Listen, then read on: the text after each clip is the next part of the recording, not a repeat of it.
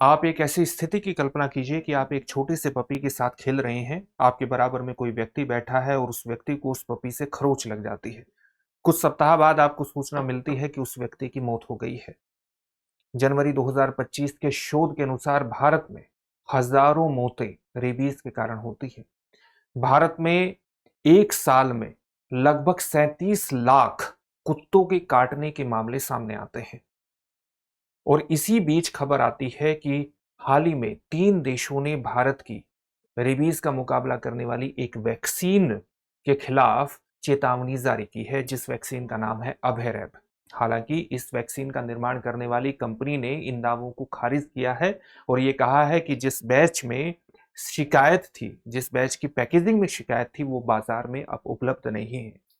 तो हाल ही में आप देखेंगे कि अक्टूबर 2025 में ब्रिटेन ने, नवंबर 2025 में यूनाइटेड स्टेट्स ऑफ अमेरिका ने और अब दिसंबर 2025 में ऑस्ट्रेलिया ने भारत की अभयरैब वैक्सीन के खिलाफ चेतावनी जारी की है। और चेतावनी इसलिए जारी की है क्योंकि इनका कहना है कि ये रेबीज से पूरी तरह से सुरक्षा मुहैया कराती है, इस बारे में संदेह है। हालांकि इसका निर्माण करने वाली जो कंपनी है, जिसका नाम है इंडियन इम्यूनोलॉजिकल्स लिमिटेड, उसने ये कहा है कि जिस बैच की पैकेजिंग में शिकायत थी, वो बैच अब बाजार में उपलब्ध नहीं है और इसलिए किसी तरह से डरने की जरूरत नहीं है। इस पर एक्सपर्ट्स ने यह भी कहा है कि अगर इस तरह की चेतावनी जारी की जाती है तो इससे वैक्सीन के प्रति एक हेजिटेशन उत्पन्न हो सकता है, जो इस बीमारी को रोकने में एक प्रमुख भूमिका का निर्वहन करता है।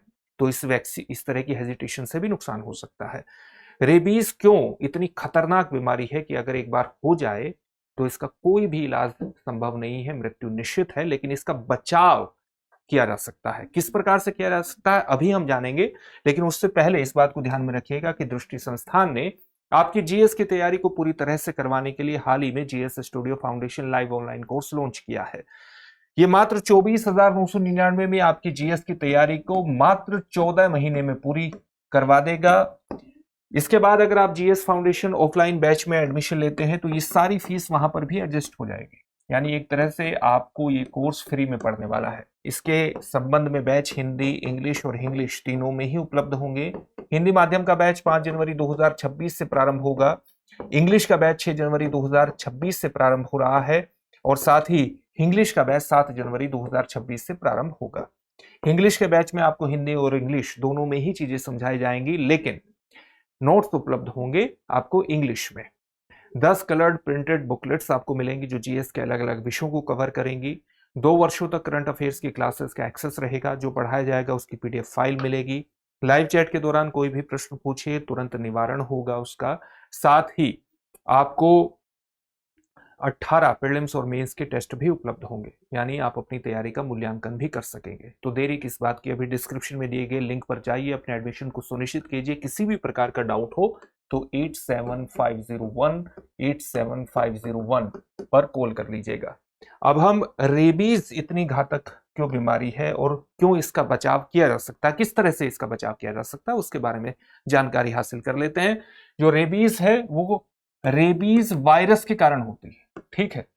ये वायरस किस प्रकार से फैलता है? ये संक्रमित जानवर से फैलता है, संक्रमित जानवर। और संक्रमित जानवरों में कौन कौन से जानवर है? जैसे ये सामान्यतः स्तनधारियों में होने वाली बीमारी है, तो संक्रमित जानवरों में किससे ये फैलता है? जैसे ये कुत्तों से फैलता है, इसके अलावा बिल्ली के अलावा जो मवेशी है उनसे भी ये फैल सकता है, और कुछ जंगली जानवर जैसे लोमड़ी से फैल सकता है, जैसे जो आपके यहाँ सामान्यतः जिसको हम कहते हैं जो गादड़ है, जो आपके खेतों में रहते हैं, उनसे भी ये फैल सकता है। WHO के एक अध्ययन के मुताबिक 99% जो रेबीज के मामले हैं वो कुत्तों के कारण होते हैं, और इसलिए कुत्तों का काटना विशेष रूप से खतरनाक हो जाता है। और भारत में एक अध्ययन के मुताबिक, जो कि वर्ष 2024 का अध्ययन है, वो कहता है कि भारत में 37 लाख से अधिक मामले कुत्तों के काटने के आते हैं प्रति वर्ष। सरकारी अध्ययन के मुताबिक वर्ष 2024 में लगभग 54 मौतें इसके कारण हुई हैं, लेकिन जनवरी 2025 के अनुसार जो एक शोध हुआ, एक स्वतंत्र संस्था ने किया, उसके अनुसार भारत में 5,726 मौतें कुत्तों के काटने या रेबीज की वजह से हुई। तो इस तरह से भी आंकड़ों को देखने की आवश्यकता है। किस प्रकार से फैलता है ये?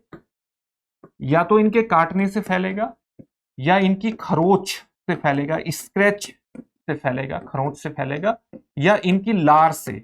अगर लार खुले घाव में पर गिर जाए, या म्यूकस मेम्ब्रेन जैसे आंख में गिर जाए या आपके मुंह में गिर जाए, तो उससे ये फैल जाता है, आप संक्रमित हो सकते हैं। और जब कोई व्यक्ति इस वायरस से संक्रमित हो जाए और जब उसमें लक्षण प्रकट हो, तो संक्रमण से लेकर के लक्षण प्रकट होने वाला जो समय है, इसको इंक्यूबेशन पीरियड, उष्मायन समय कहते हैं। ये रेबीज के संदर्भ में कितना है, कई दिनों से लेकर के 2-3 महीने तक का समय है। इंक्यूबेशन पीरियड इसका लंबा होता है। और जब ये बीमारी अगर एक बार आपको हो गई, फिर इसका इलाज संभव नहीं है, मृत्यु एकदम निश्चित है। लेकिन अगर किसी व्यक्ति को ये काट लेता है और तुरंत वो वैक्सीन ले लेता है, तो इससे बचाव संभव किया जा सकता है।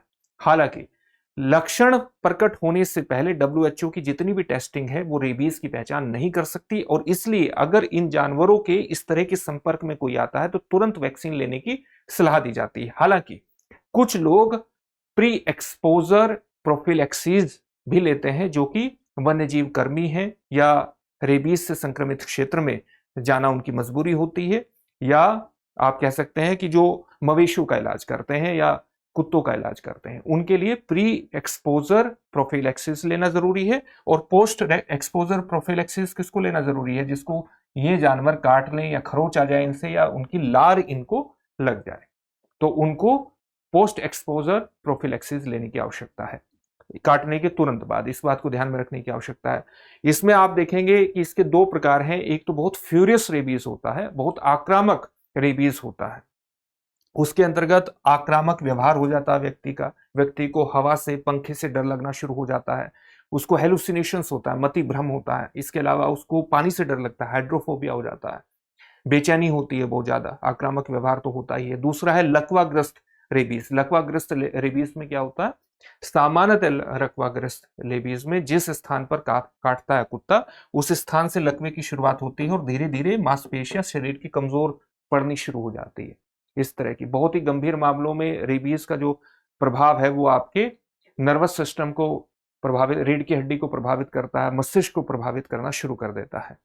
एक ये भी चीज मानी जाती है कि जो लोग जिनको प्री एक्सपोजर प्रोफिलैक्सिस जिन्होंने नहीं ली है, तो उनको जिस स्थान पर काटा है उस स्थान पर रेबीज इम्यूनोग्लोब्यूलिन भी दिया जाता है। ये भी एक रोकथाम का प्रकार है, आप कह सकते हैं। तो ये आपने देख लिया कि इस तरह से इसका बचाव संभव किया जा सकता है प्री एक्सपोजर प्रोफिलैक्सिस के माध्यम से और पोस्ट एक्सपोजर प्रोफिलैक्सिस के माध्यम से। कुछ आंकड़े देख लेते हैं। जैसे आंकड़े अभी आपको बताया कि दुनिया भर में जितने रेबीज के मामले आते हैं उसका लगभग 36% भारत में आता है। WHO का एक अध्ययन हमें यह भी बताता है। इसलिए भारत में इससे बचाव के विशिष्ट उपाय किए जाने की आवश्यकता है। अभी आपको बताया था कि भारत में वैसे तो सरकारी आंकड़े के मुताबिक 2024 के अनुसार 54 मौतें हुई हैं और 37 लाख से अधिक जो कुत्तों के काटे जाने के मामले हैं। लेकिन एक शोध अध्ययन स्वतंत्र रूप से किया गया, वो कहता है कि भारत में 2726 मौतें केवल रेबीज के कारण हुई। इसके कारण भारत में और अधिक ध्यान दिए जाने की आवश्यकता है। रेबीज किस प्रकार की बीमारी है? बैक्टीरियल बीमारी है, फंगल बीमारी है, वायरल जूनोटिक बीमारी है, परजीवी के माध्यम से होने वाली बीमारी है। इस प्रश्न का उत्तर कमेंट बॉक्स में कमेंट करके जरूर दीजिएगा। फिर से एक नई सेशन में आपसे मुलाकात होगी। धन्यवाद। Introducing Drishti IAS Everyday Wear, the casual jacket and the polo neck t-shirt, perfect for everyday and casual wear. Shop now on the Drishti Learning app and Flipkart. Buy link in the description. अब exam की तैयारी को और बेहतर करने के लिए हमारे चैनल को लाइक, शेयर और सब्सक्राइब करना ना भूलें।